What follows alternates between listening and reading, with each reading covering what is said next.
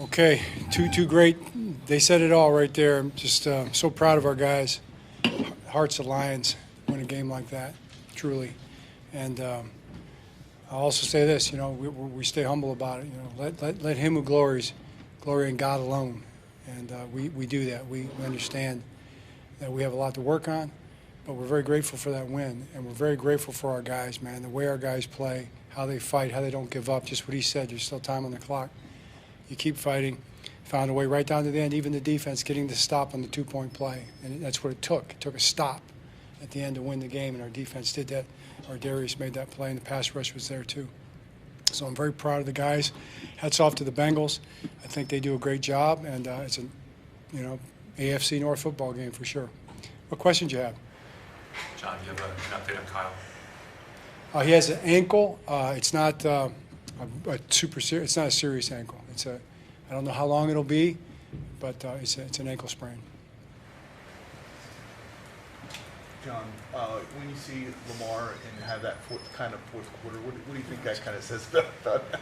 I mean, what can you say? I mean, it's like we have seen it before, and I just think he took that game on his shoulders, like he does, and I appreciate the other guys, with him, look at Tylan Wallace, look at Bate, what he did.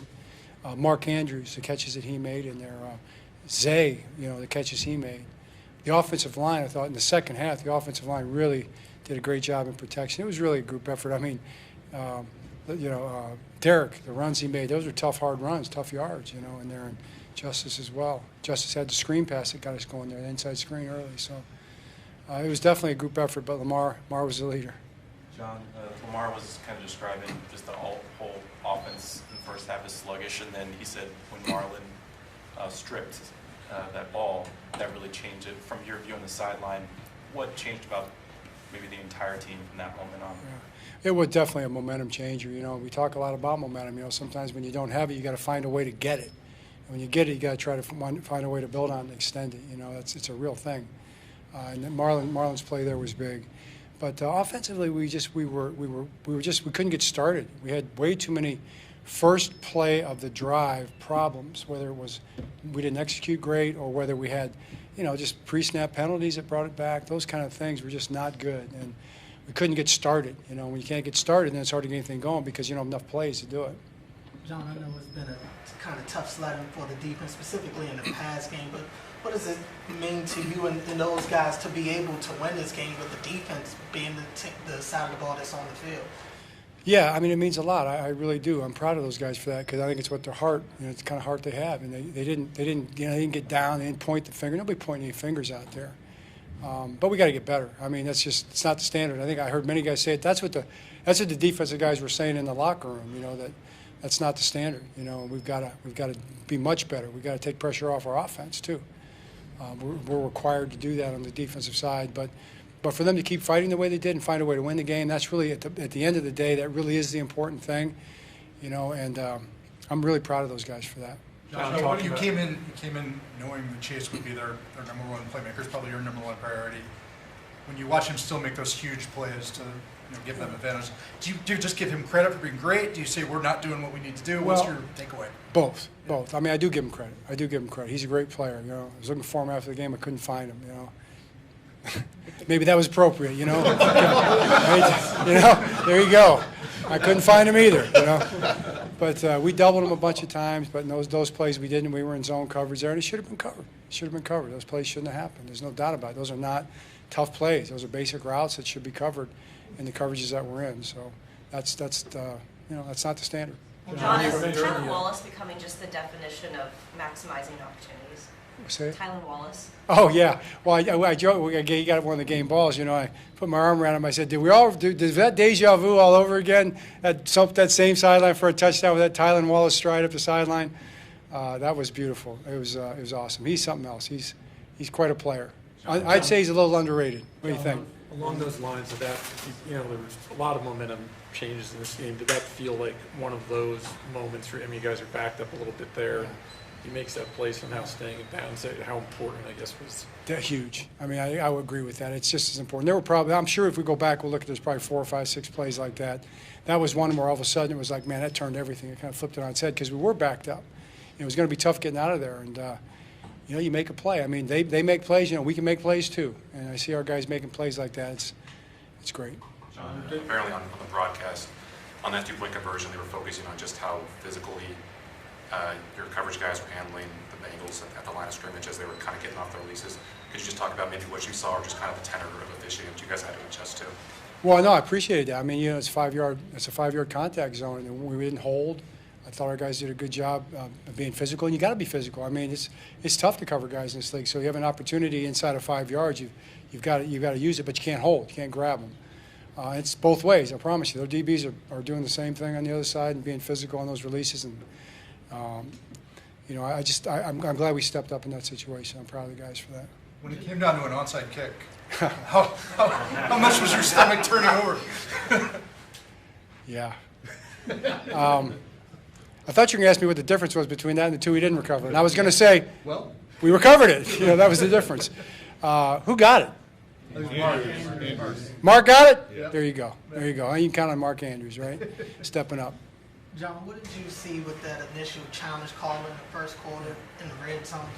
Were you Yeah, we surprised? thought it was incomplete. It's the ball, under the impression, and, we'll have to look into this, but he's got to survive the ground without the ball moving. You got to maintain control through the ground, if you don't take that third football act, that third step football act. Same thing on the one at the end of the game. That ball, it wasn't so much that it was whether it made the line to gain. It said hit the ground, the ball rolled out. That's what we thought. But we didn't challenge that one because that went to review. So don't really understand those two plays, but I'm sure we'll get clarification from the league office. Are the lines kind of blurred now in terms of what you may think a catch is and what it's not these days? I'd rather stay out of that conversation right now, but thanks for asking. John, on the two-point conversion, you talked about the physicality, but what specifically do you see from Ardarius Washington on that play? I just think good tight coverage. He's square. He's in front. He's getting his hands on people. He's not backing up, not opening the gate. You're down there in that low red zone area. You can't give up the goal line. You just can't do it. And we've given up the goal line sometimes, and we're getting better at that. That's one thing we are getting better at down there. So it was good coverage. John, I know you guys have come back from bigger deficits with Lamar, but 14 points was the biggest deficit you had this year. So just feel like with Lamar, you can be in any game real quick. Oh, it does. It does. And it starts with Lamar, and oftentimes it ends with Lamar. But in between Lamar and Lamar, there's a lot of great players out there, that are surrounding him, and I think that's kind of where our offense is at right now. And our offense still knows that they can get a lot better. I mean, all the things in the first half, those are things that we definitely can do better. And you can't say short week. You can't look at any of that stuff. We practiced well this week, but all the guys that made the plays, with Lamar out there, I think deserve a lot of credit too. But with Lamar, yes, to answer your question, absolutely, that's how you feel. Two more. Regarding the challenge on that play, do you have to take into the cost or benefit analysis of just spending the timeout or the Yes. challenge to that? And Yes. what made that valuable enough to challenge on that That's a play? great question. I'm glad you asked it. Because in the low red zone, the difference between defending the 2-yard line and the 4-yard line is massive. And we would have got that stop if we don't get the holding call in the end zone on 4th down, and even at the 2-yard line. So I just feel like there's a big difference between the 2 and the 4. And we're trying to force a field goal there. So it felt like it was worth the cost if you win it. If you don't win it, then it just becomes lost. It becomes just a lost money. So disappointed we didn't win it. But I think the cost benefit in that situation, defending the 4 is different because they're really not going to run it in there. They can run. They got a run pass option. You got to play man. You got to pack the box at the 2-yard line. You get picked and all those things. It's a little bit tougher down there. John, what did you see when Justin Tucker missed extra point? Do you know what? Yeah, it just wasn't probably his best swing, for sure. That's what we saw, but he came back, made the next one. I was happy to see that.